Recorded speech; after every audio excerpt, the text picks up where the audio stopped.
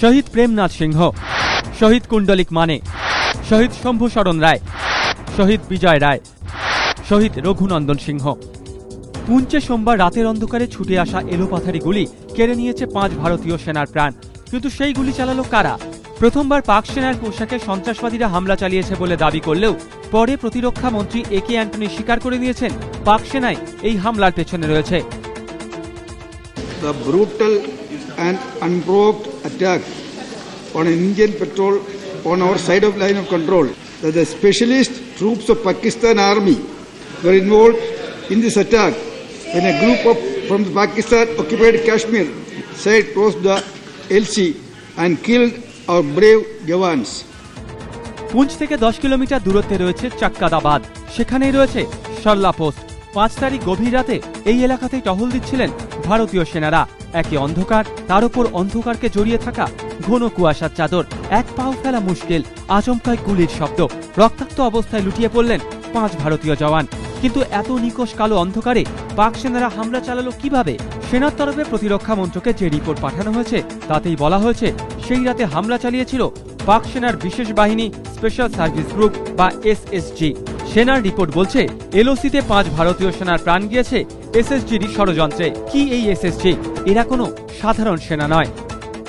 ये कार्रवाई एसएसजी ने करी होगी, क्योंकि जैसा मैंने बताया फेलियर तो वो एक्सेप्ट कर ही नहीं सकते थे, क्योंकि वो काफ़ी अंदर आए इंडियन टेरिटरी में।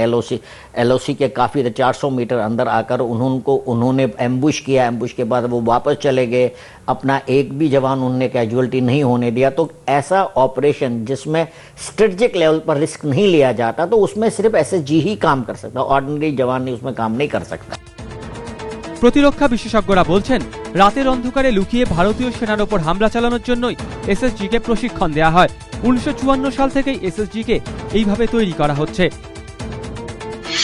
এসএসজি কে কমান্ডো ও গেরিলা প্রশিক্ষণ দেওয়া হয়। প্রথম এসএসজি তৈরি হয় 1954 সালে। 2003 থেকে 2006 পর্যন্ত এসএসজির 4টি ব্যাটালিয়ন কর্মরত ছিল, কিন্তু এখন এসএসজির 7টি ব্যাটালিয়ন সক্রিয়। এক একটি ব্যাটালিয়নে 400 থেকে 500 সেনা থাকে। ভারতীয় সেনার রিপোর্ট অনুযায়ী এসএসজির জওয়ানরা অত্যাধুনিক অস্ত্র ব্যবহার করে। এসএসজির কাছে রয়েছে রাতে দেখার মতো বিশেষ দূরবীন, নাইট ভিশন দূরবীন দিয়ে অন্ধকারেও 400 মিটার দূরত্ব পর্যন্ত দেখা যায়। ঠিক এভাবেই নাইট ভিশন ক্যামেরা দিয়ে ঘন অন্ধকারেও দূরের জিনিস স্পষ্ট দেখা যায়। আর সেদিনও এভাবেই ভারতীয় সেনার প্রতিটি পদক্ষেপের উপর নজর রেখেছিল এসএসজি। আর সবথেকে গুরুত্বপূর্ণ যে হাতিয়ারটি সেদিন এসএসজির হাতে ছিল তা হলো এই থার্মাল ইমেজিং মেশিন। ফ্রান্স ও রাশিয়ার তৈরি এই যন্ত্রটি 4.5 কিলোমিটার দূর থেকেও কারোর গতিবিধি ধরে ফেলে। দেখুন, ঘন অন্ধকারেও থার্মাল ইমেজিং মেশিন দিয়ে জন্তু জানোয়ারদের গতিবিধি স্পষ্ট বোঝা যাচ্ছে। এভাবেই সেদিন ভারতীয় সেনাকে টার্গেট করেছিল পাক সেনার এসএসজি, যার ফলে মৃত্যুর কোলে ঢলে পড়েছিলেন 5 ভারতীয় জওয়ান। এবিপি আনন্দ।